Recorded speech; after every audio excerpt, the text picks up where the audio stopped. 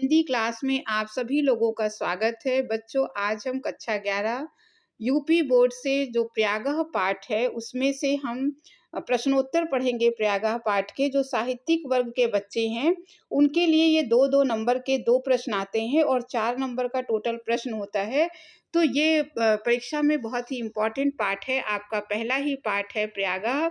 तो आज इस वीडियो में हम लोग इस प्रयागह पाठ के सभी जितने भी इम्पोर्टेंट प्रश्नोत्तर हैं वो पढ़ने वाले हैं। तो बच्चों, आप इस वीडियो को आखिरी तक ज़रूर देखिएगा ताकि प्रयागह पाठ के प्रश्नोत्तर आपको अच्छे से समझ में आ जाए। और अगर आप इस तरह के और भी नए-नए वीडियो देखना चाहते हैं तो आप चैनल को सब्सक्राइब ज़रूर कीजिएगा। आपके लिए लगातार ऐसे वीडियो बनते रहेंगे और आप तक पहुँचते रहेंगे। तो अब इस वीडियो को शुरू करते हैं। जो हमारा पाठ है पहला प्रयागह, उसका जो सबसे पहला प्रश्न है हम देख लेते हैं। प्रयागः कस्मिन् राज्ये वर्तते। जो आपका प्रश्न है, अगर आप उसकी हिंदी समझ जाते हैं तो आपको उत्तर देना आसान हो जाता है, ताकि आपको ये समझ में आ जाए कि प्रश्न में पूछा क्या गया है। तो पहले प्रश्न में पूछा गया है प्रयागः कस्मिन् राज्ये वर्तते, अर्थात प्रयाग किस राज्य में आता है, प्रयाग किस राज्य में स्थित है। उत्तर इसका होगा प्रयागः उत्तर प्रदेशः राज्ये वर्तते। प्रयाग उत्तर प्रदेश राज्य में स्थित है। फिर से देखते हैं प्रश्न था प्रयागः कस्मिन् राज्ये वर्तते, प्रयाग किस राज्य में है, तो इसका उत्तर होगा प्रयागः उत्तर प्रदेश राज्ये वर्तते। अगला प्रश्न देखते हैं। ऋषि भरद्वाजस्य आश्रमः कुत्रास्ति। ऋषि भरद्वाज का आश्रम कुत्रास्ति माने कहाँ पर है। यहाँ पूछा गया है कि ऋषि भरद्वाज का आश्रम कहाँ है, तो उत्तर होगा ऋषि भरद्वाजस्य आश्रमः प्रयागे अस्ति, अर्थात ऋषि भरद्वाज का आश्रम प्रयाग में स्थित है। अब अगले प्रश्न को देखते हैं। अगला हमारा प्रश्न आया है कि रामः सीतया लक्ष्मणेन च सह कुत्र अगच्छत। कुत्र माने होता है कहाँ। जो प्रश्न का शब्द है उसे आपको हिंदी में समझना है। ये इस प्रश्न में पूछा गया है कि राम सीता और लक्ष्मण के साथ कहाँ पर गए, तो इसका उत्तर होगा राम सीतया लक्ष्मणेन च स चित्रकूटम अगच्छत। तो राम सीता और लक्ष्मण के साथ कहाँ गए थे, चित्रकूटम माने चित्रकूट गए थे। फिर से देखते हैं प्रश्न को। रामः सीतया लक्ष्मणेन च सह कुत्र अगच्छत, तो उसका उत्तर होगा रामः सीतया लक्ष्मणेन च सह चित्रकूटम अगच्छत, अर्थात राम सीता और लक्ष्मण के साथ चित्रकूट गए थे। अगला प्रश्न आपका है वत्स राज्यस्य राजधानी का आसीत। प्रश्न में पूछा गया है कि वत्स राज्य की राजधानी क्या थी, तो यहाँ का इसका उत्तर होगा वत्स राज्य से राजधानी कौशाम्बी आसीत। वत्स राज्य की राजधानी कौशाम्बी थी। फिर से देखते हैं। वत्स राज्य से राजधानी का आसीत माने वत्स राज्य की राजधानी क्या थी, तो वत्स राज्य की राजधानी कौशाम्बी थी। आगे के प्रश्न देख लेते हैं। उदयनस्य राजधानी का आसीत। अब यहाँ पूछा गया है कि उदयन की राजधानी क्या थी। उदयन वत्स राज्य का राजा था, तो यहाँ क्वेश्चन को थोड़ा सा घुमा दिया गया है। तो यहाँ पूछ लिया गया है उदयनस्य राजधानी का आसीत, तो इसका अर्थ हुआ कि उदयन वीर की राजधानी क्या थी। उत्तर आ जाएगा उदयनस्य राजधानी कौशाम्बी आसीत। उदयन की राजधानी कौशाम्बी थी। प्रश्न इसमें कई तरीके से आ सकता है।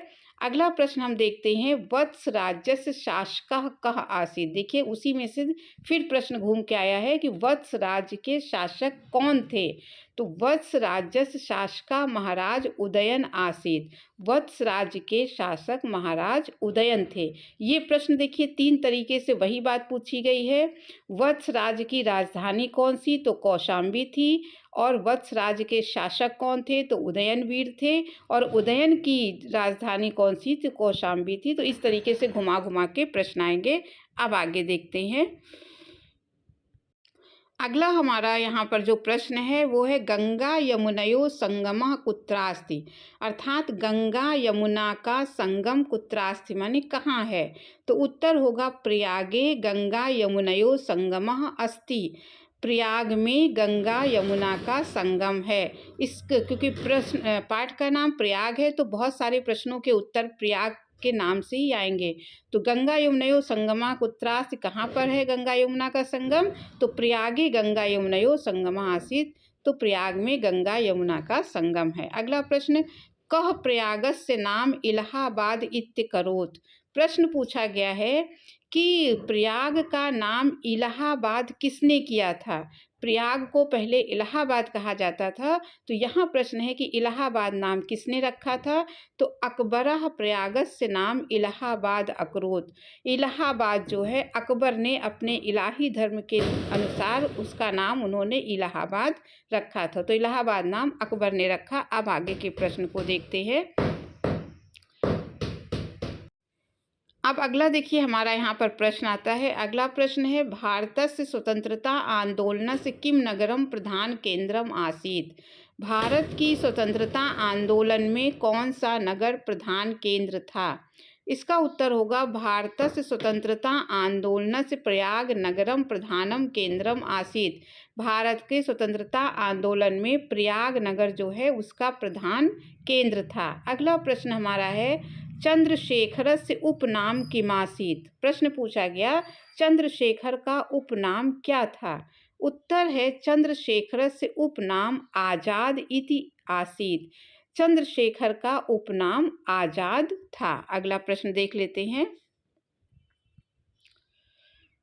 अगला यहाँ पर हमारा प्रश्न है, प्रयागः कस्य क्रीड़ा स्थली कर्म भूमिश्च। प्रयाग जो है वो किसकी क्रीड़ा स्थली थी और किसकी कर्म भूमि थी? क्रीड़ा स्थली और कर्म भूमि थी, तो उत्तर होगा प्रयागः जवाहरलालस्य क्रीड़ा स्थली कर्म भूमिश्च।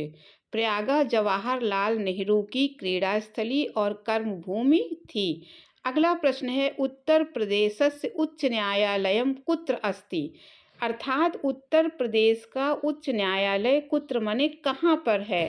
तो इसका उत्तर होगा उत्तर प्रदेशस्य उच्च न्यायालयः प्रयागे स्थित। प्रयागे अस्ति, उत्तर प्रदेश में उच्च न्यायालय प्रयाग में है। अगला प्रश्न देखते हैं। अगला हमारा अंतिम प्रश्न है, प्रतिष्ठानपुरम वर्तमाने केन नामना प्रसिद्धम अस्ति। प्रतिष्ठानपुर वर्तमान में किस नाम से प्रसिद्ध है? तो उत्तर होगा प्रतिष्ठानपुरम वर्तमाने झूसी नामना, झूसी के नाम से प्रसिद्धम अस्ति। प्रतिष्ठानपुरम वर्तमान में झूसी के नाम से प्रसिद्ध है। तो बच्चों आपने ये पूरे पाठ के प्रश्नोत्तर पढ़ लिए हैं। आप इसे इतने आसान हैं कि 2-3 बार पढ़ेंगे तो आपको अपने आप याद हो जाएगा। और इस प्रश्न से प्रश्न जरूर परीक्षा में पूछा जाता है, बहुत ही इम्पोर्टेंट पाठ है। तो बच्चों आपको वीडियो अच्छा लगा हो तो आप चैनल को सब्सक्राइब जरूर कीजिएगा, लाइक कीजिएगा, शेयर कीजिएगा। अब अगले वीडियो में फिर किसी टॉपिक के साथ मिलेंगे, तब तक के लिए धन्यवाद।